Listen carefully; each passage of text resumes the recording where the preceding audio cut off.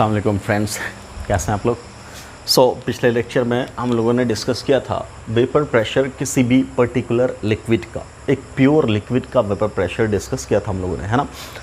किसी भी pure liquid के वेपर प्रेशर को पी नॉट टर्म से डिनोट करते हैं। कैसे? ये एक सिंबल है पी नॉट, इससे डिनोट करते हैं किसको?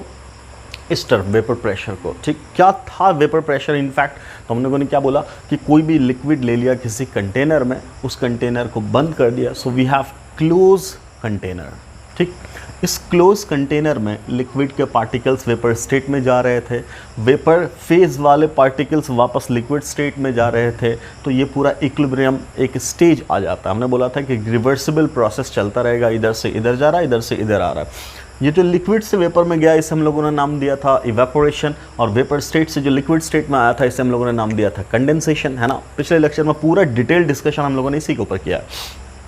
फिर हमने बोला कि एक स्टेज आया था जिसे बोला था हम लोगों ने इक्विलिब्रियम। इक्विलिब्रियम के बाद यहाँ का जो अमाउंट है, यहाँ का जो कॉन्सेंट्रेशन है, यहाँ वेपर कॉन्सेंट्रेशन, और you can say vapour density, और you can say number of molecules of this liquid in vapour phase. Clear है? तो यहाँ पे वेपर के जो मॉलिक्यूल्स हैं, मॉलिक्यूल इन वेपर स्टेज, उस स्टेज के बाद, उस वक्त के बाद, उस इंस्टेंट के बाद, इक्विलिब्रियम के बाद अब चेंज होने वाला नहीं है, कांस्टेंट हो गया। ठीक, तो अब जो प्रेशर आया उसकी कांस्टेंट वैल्यू होगी, और हम लोगों ने उसी कांस्टेंट प्रेशर को नाम दिया था वेपर प्रेशर। क्लियर? और उसको डिनोट कर रहे हैं किससे? पी नॉट से। कब बेटा? कब? जब ये प्योर लिक्विड था तब। ठीक, अब हम लोगों को क्या डिस्कस करना है? चूँकि अपना चैप्टर ही है लिक्विड सॉल्यूशन, तो हमें डिस्कस करना है vapour pressure of solution. Vapour pressure of solution, इसमें हम लोग डिस्कस करेंगे कि साहब क्या होता है इनफैक्ट जब आप सॉल्यूशन क्रिएट करते हो, जब एक सॉल्यूशन आप बनाते हो। तो हम क्या कह रहे हैं आपसे कि सिंपली अपने पास मान लो दो लिक्विड है, लिक्विड का हम लोगों ने सॉल्यूशन बनाया। ठीक है, तो मान लीजिए कि आपके पास दो लिक्विड है। लेट अस से हमने कहा कि ये आपके पास एक लिक्विड है, इसको मैं डिनोट कर रहा हूँ ब्लैक कलर से। ठीक, ये कंटेनर क्लोज है, यहां तक लिक्विड है,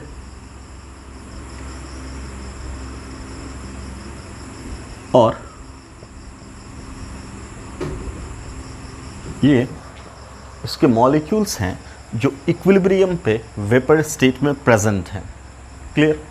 ठीक, तो इस लिक्विड का एक प्रेशर कहलाएगा। मान लो आसानी के लिए आप इस लिक्विड को नाम दे सकते हो X, Y, A, B। Clear? चाहो तो वाटर लिख दो, चाहो तो अल्कोहल लिख दो, कुछ भी, 1, 2 कुछ भी दे सकते हैं सिंबलाइज करने के लिए। मान लीजिए एक जनरल टर्म हमने इस्तेमाल किया, liquid, it is liquid A, नाम दिया A, कुछ भी हो सकता है A। ठीक है, अगर ये लिक्विड A है, ठीक, तो जो यहाँ वेपर प्रेशर है, इस वेपर प्रेशर को आपने क्या सिंबल दिया? P not. ठीक है, किसका? पी नॉट, इस लिक्विड का वेपर प्रेशर। क्लियर है? प्योर है तो आपने पी नॉट लिखा। ठीक है, ए लिक्विड है तो यहाँ लिख दे रहे हैं P A not. Any doubt?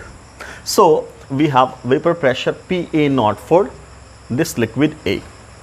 Okay, अभी हमारे पास यहीं पे एक और कंटेनर है जिसमें लिक्विड मौजूद है, ये भी क्लोज कंटेनर है, यहाँ भी लिक्विड प्रेजेंट है।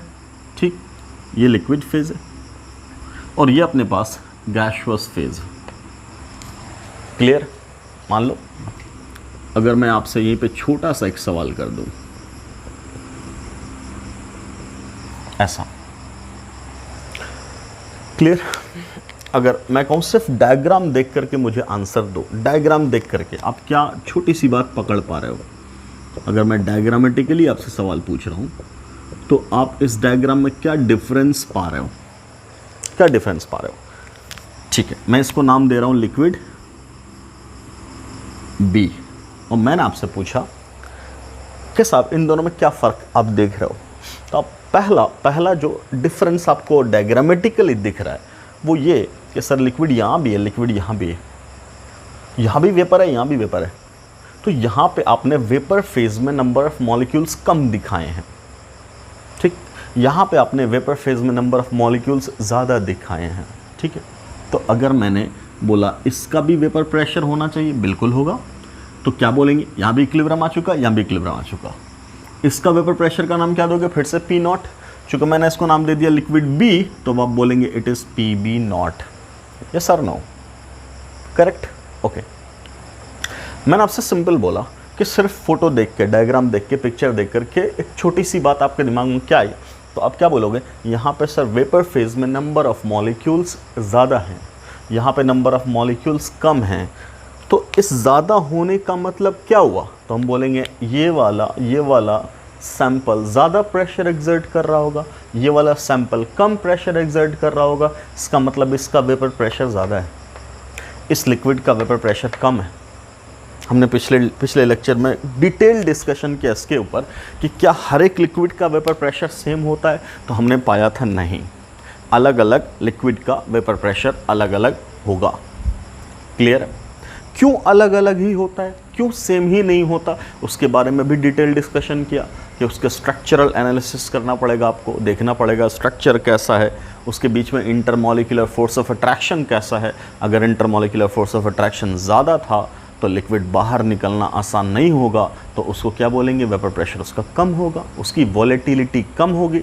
जिसका intermolecular force of attraction weak है ना, वहाँ पे आसानी से वेपर फेज में जाएगा, उसका नेचर वेपर स्टेट में रहने का ज़्यादा है ना, तो बोलेंगे मोर वोलेटाइल है। क्लियर? ये सब बातें हम लोग डिस्कस कर चुके हैं ऑलरेडी। तो इसका मतलब अगर यहीं पे आपसे सिंपल सवाल पूछा जाए कि ये दोनों डायग्राम दिखाया और दिखा करके आपसे पूछा कि बताओ बेटा ए और बी में कौन ज़्यादा वोलेटाइल, तो आप यहीं बोलोगे, यहाँ से ऑब्जर्वेशन क्या लेंगे आप कि sir definitely P B not is greater than P A not. इसका मतलब क्या है, इसका मतलब है कि B is more volatile than A। क्या बोलेंगे आप, यहाँ पे क्या डिफरेंस दिख रहा है आपको कि B is more volatile than A, B is more volatile than A। B की वोलेटिलिटी ए के मुकाबले में ज़्यादा है। क्यों ज़्यादा है?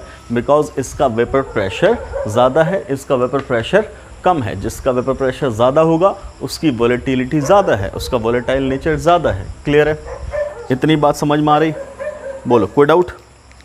नाउ अब अगर कहा गया कि इन दोनों को मिलाने के बाद, इन दोनों को जब आपने मिलाया तो आपका जो सैंपल है उसे आप क्या बोलोगे? Now we have solution. अब ये क्या कहलाएगा?